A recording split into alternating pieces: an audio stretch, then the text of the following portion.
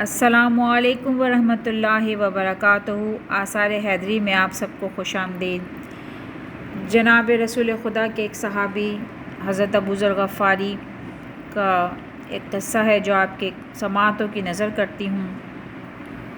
کچھ یوں ہیں کہ ایک مرتبہ جناب ابو ذر غفاری حضور کی خدمت میں حاضر ہوئے اور عرض کی کہ یا رسول خدا،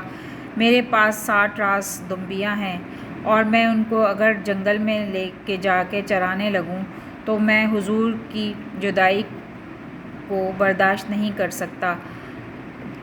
مجھے بتائیے کہ میں کیا تدبیر کروں؟ آپ نے فرمایا کہ تم خود ہی لے کر جاؤ۔ غرض کہ جناب ابو ذر ان بکریوں کو لے کر جنگل میں چلے گئے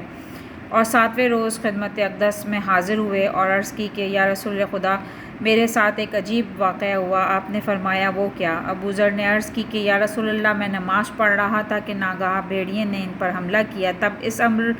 میں متردد ہوا کہ نماز کو قطع کر کے دنبیوں کی حفاظت کروں یا نماز کو ختم کروں اور دنبیوں سے درگزر کروں، مگر میں نے نماز کو ہی ترجیح دی۔ اس وقت شیطان نے میرے دل میں یہ وسوسہ ڈالا کہ ابو ذر، تجھ کو کیا ہوا کہ تو نماز پڑھ رہا ہے اور ادھر بھیڑیاں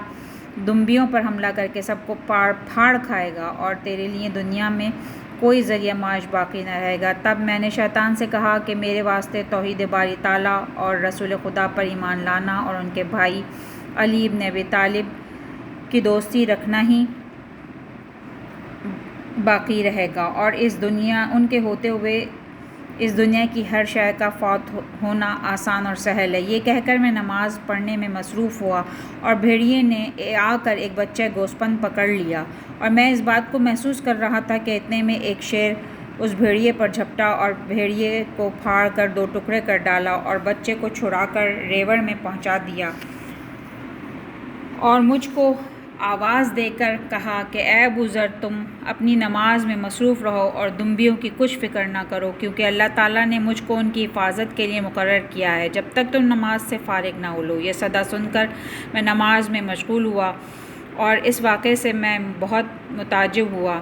اس کا حال خدا کے سوا اور کسی کو معلوم نہیں۔ الغرض جب میں نماز سے فارغ ہوا تو وہ شیر میرے پاس آیا اور بولا کہ تم جاؤ اور حضور کی خدمت اقدس میں حاضر ہو کر عرض کرو کہ اللہ تعالیٰ نے آپ کے مصاحب اور آپ کی شریعت کے محافظ کو عزت بخشی اور ایک شیر کو اس کی دنبیوں کی رکھوالی کے لیے مقرر کیا۔ اس واقعے کو سن کر جو حاضرین مجلس بیٹھے ہوئے تھے انہوں نے کہا کہ لگتا ہے کہ یہ جو ہے ہمیں اپنے دام فریب میں پھنسا رہا ہے، اور وہاں بیٹھے ہوئے 20 آدمیوں نے باہم اتفاق کیا کہ ہم چل کر ابو ذر کی ان دنبیوں کا حال معلوم کریں گے، دیکھیں گے کہ وہ نماز پڑھتا ہے تو کیا سچ مچ شیر اس کی ریوڑ کی رکھوالی کرتا ہے تاکہ اس کا جھوٹ ظاہر ہو۔ القصہ جب وہ منافق وہاں پہنچے تو کیا دیکھتے ہیں کہ ابو ذر تو نماز میں مصروف ہیں اور شیر ان کے ریوڑ کے ارد گرد پھرتا ہے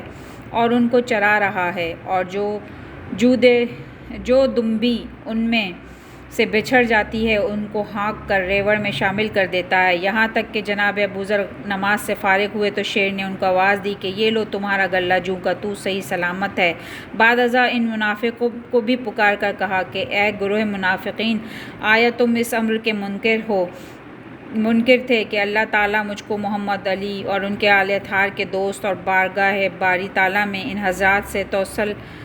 توسل کرنے والے کا مطیع اور فرما بردار کرے کہ میں اس کی دنبیوں کی رکھوالی کروں، اور میں ذات پاک کی قسم کھاتا ہوں کہ جس نے محمد اور ان کی آل اطہار کو شرافت اور کرامت عطا فرمائی ہے، اللہ تعالیٰ مجھ کو ابو ذر کا خادم اور مطیع فرمان قرار دیا ہے، یہاں تک کہ اگر وہ مجھ کو تمہیں پھاڑنے کا اور ہلاک کرنے کا حکم دیں تو میں ابھی تم سب کو ہلاک کر ڈالوں، اور اس ذات کی قسم کھا کر کہتا ہوں جس سے بڑھ کر اور کسی کی قسم نہیں ہے کہ اگر ابو ذر محمد اور ان کی آل اطہار کا واسطہ دے کر خدا سے دعا کریں کہ تمام سمندروں کے پانی کو زخم اور بان کا روغن کر دے اور پہاڑوں کو مشک، عنبر اور کافور بنا دے اور تمام درختوں کی شاخوں کو زمرد اور زبرجد کی شاخیں کر دے، تو حق تعالیٰ ہرگز ان کی دعا کو رد نہ کرے گا اور ایسا ہی